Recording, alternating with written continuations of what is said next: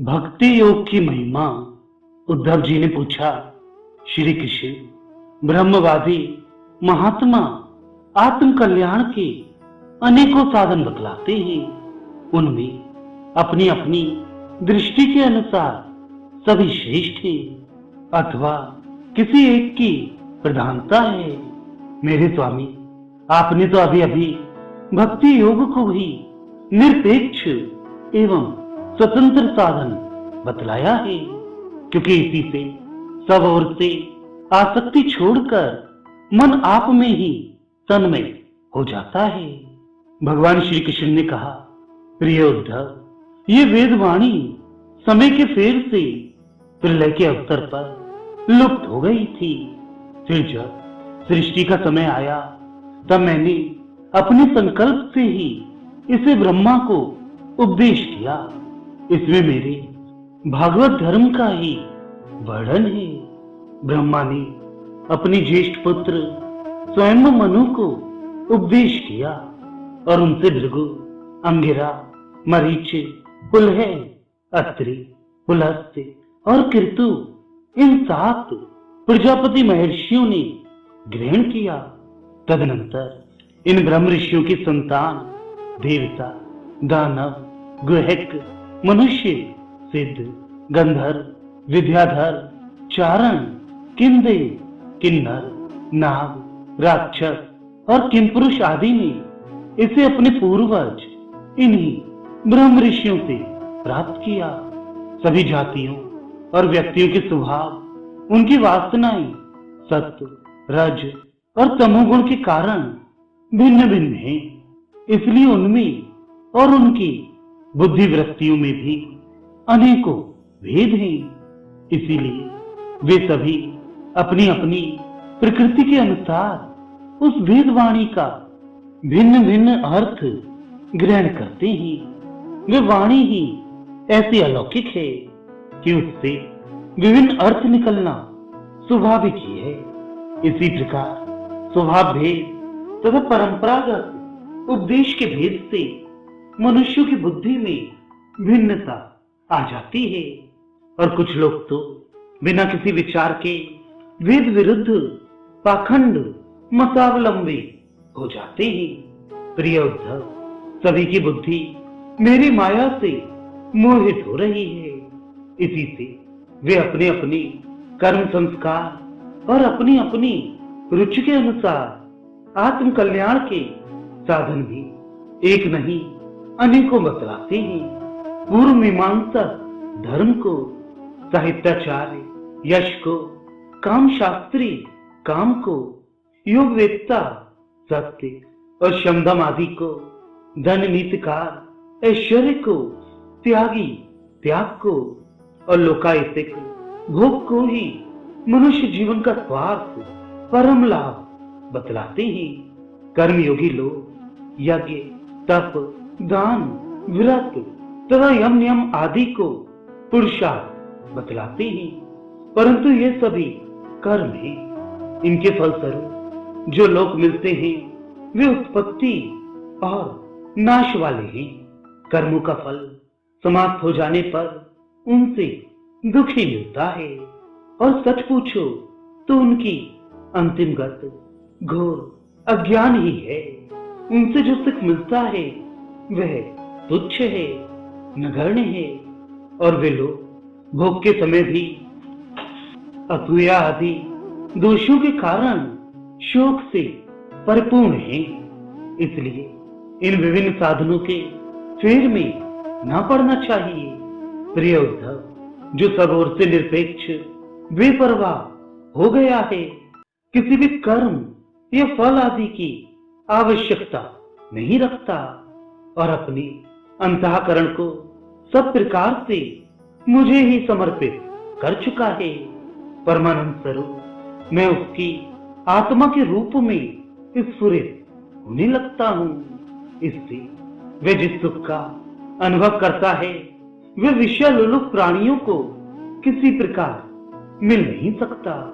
जो सब प्रकार के संग्रह परिग्रह से रहित अकिंचन है, जो अपनी इंद्रियों पर विजय प्राप्त करके शांत और समदर्शी हो गया है, जो मेरी प्राप्ति से ही, मेरे सानिध्य का अनुभव करके ही सदा सर्वदा पूर्ण संतोष का अनुभव करता है। उसके लिए आकाश का एक एक कोना आनंद से भरा हुआ है। जिसने अपने को मुझे सौंप दिया है, वह मुझे छोड़कर ना तो ब्रह्मा का पद चाहता है और ना देवराज इंद्र का। उसके मन में ना तो सार्वभौम सम्राट बनने की इच्छा होती है और ना वह स्वर्ग से भी श्रेष्ठ रसातल का ही स्वामी होना चाहता है। वह योग की बड़ी बड़ी सिद्धियों और मोक्ष तक की अभिलाषा नहीं करता। उद्धव, मुझे तुम्हारे जैसे प्रेमी भक्त जितने प्रियतम हैं, उतने प्रिय मेरे पुत्र ब्रह्मा, आत्मा शंकर, सगे भाई बलराम जी, स्वयं अर्धांगिनी लक्ष्मी जी और मेरा अपना आत्मा भी नहीं है, जिसे किसी की अपेक्षा नहीं, जो जगत के चिंतन से सर्वथा उपरत होकर मेरे ही मनन चिंतन में तल्लीन रहता है और राग द्वेष न रखकर सबके प्रति समान दृष्टि रखता है। उस महात्मा के पीछे पीछे मैं निरंतर ये सोचकर घूमा करता हूँ कि उसके चरणों की धूल उड़कर मेरे ऊपर पड़ जाए और मैं पवित्र हो जाऊं, जो सब प्रकार के संग्रह परिग्रह से रहित है, यहाँ तक कि शरीर आदि में भी अहिंसा ममता नहीं रखती, जिनका चित्त मेरे ही प्रेम के रंग में रंग गया है, जो संसार की वासनाओं से शांत उपरत हो चुके हैं और जो अपनी महत्ता उदारता के कारण स्वभाव से ही समस्त प्राणियों के प्रति दया और प्रेम का भाव रखते हैं। किसी प्रकार की कामना जिनकी बुद्धि का स्पर्श नहीं कर पाती, उन्हें मेरे जिस परमानंद स्वरूप का अनुभव होता है, उसे और कोई नहीं जान सकता, क्योंकि वह परमानंद तो केवल निरपेक्षता से ही प्राप्त होता है। उद्धव जी, मेरा जो भक्त अभी जितेंद्रिय नहीं हो सका है और संसार के विषय बार बार उसे बाधा पहुंचाते रहते हैं, अपनी ओर खींच लिया करते हैं, वह भी क्षण क्षण में बढ़ने वाली मेरी प्रगल्भ भक्ति के प्रभाव से प्राय विषयों से पराजित नहीं होता। उद्धव, जैसे धधकती हुई आग लकड़ियों के बड़े ढेर को भी जलाकर खाक कर देती है, वैसे ही मेरी भक्ति भी समस्त पाप राशि को पूर्णतया जला डालती है।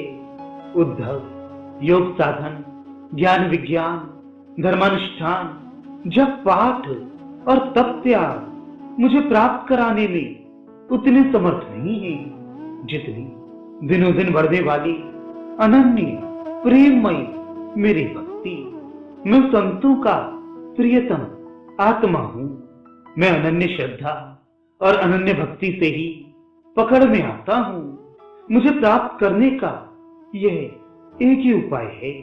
मेरी अनन्य भक्ति उन लोगों को भी पवित्र जाति दोष से मुक्त कर देती है, जो जन्म से ही चांडाल हैं। इसके विपरीत जो मेरी भक्ति से वंचित हैं, उनके चित्त को सत्य और दया से युक्त, धर्म और तपस्या से युक्त विद्या भी भली भांति पवित्र करने में असमर्थ है।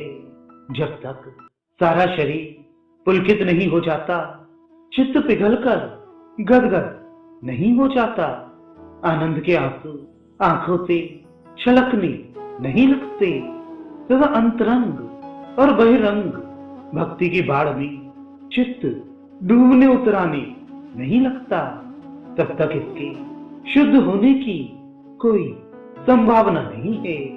जिसकी वाणी प्रेम से गदगद हो रही है, चित्त पिघलकर एक ओर बहता रहता है, एक क्षण के लिए भी रोने का तांता टूटता नहीं। परंतु जो कभी कभी खिलखिलाकर हंसने भी लगता है, कहीं लाज छोड़कर ऊंचे स्वर से गाने लगता है, तो कहीं नाचने लगता है। भैया उद्धव, मेरा वह भक्त न केवल अपने को बल्कि सारे संसार को पवित्र कर देता है।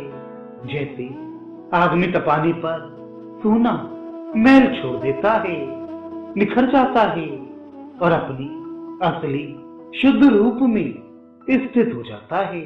वैसे ही मेरे भक्ति योग के द्वारा आत्मा कर्म वासनाओं से मुक्त होकर मुझको ही प्राप्त हो जाता है, क्योंकि मैं ही उसका वास्तविक स्वरूप हूँ।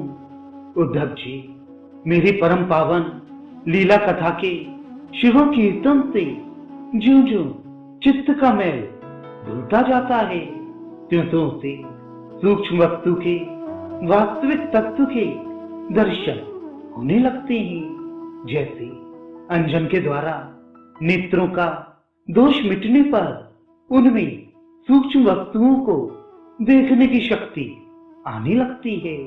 जो पुरुष निरंतर विषय चिंतन किया करता है, उसका चित्त विषयों में फंस जाता है, और जो मेरा स्मरण करता है, उसका चित्त मुझ में तल्लीन हो जाता है। इसलिए तुम दूसरे साधनों और फलों का चिंतन छोड़ दो। अरे भाई, मेरे अतिरिक्त और कुछ है ही नहीं। जो कुछ जान पड़ता है वह ठीक वैसा ही है जैसे स्वप्न अथवा मनोरथ का राज्य। इसलिए मेरे चिंतन से तुम अपना चित्त शुद्ध कर लो और उसे पूरी तरह से एकाग्रता से मुझ में ही लगा दो। संयमी पुरुष स्त्रियों और उनके प्रेमियों का संग दूर से ही छोड़कर पवित्र एकांत स्थान में बैठकर बड़ी सावधानी से मेरा ही चिंतन करे। प्यारे उद्धव, स्त्रियों के संग से और स्त्री संगियों के लंपटों के संग से पुरुष को जैसे क्लेश और बंधन में पड़ना पड़ता है, वैसा क्लेश और फंसावट और किसी के भी संग से नहीं होती।